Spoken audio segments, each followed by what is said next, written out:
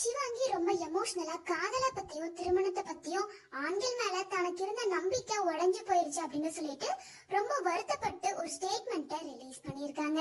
அதுல சிவாங்கி என்ன சொல்லிருக்காங்கன்னா, எப்பவுமே வெற்றி பெற்ற பெண்களுக்கு இப்படி பிரச்சனை வருது.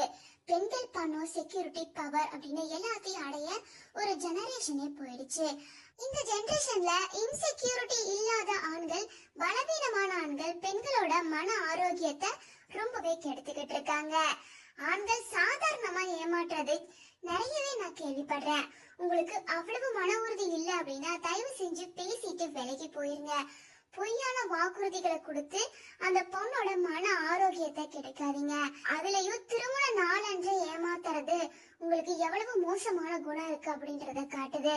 உங்களுக்கு இவ்வளவு பலவீனமான ஈகோ இருக்கா?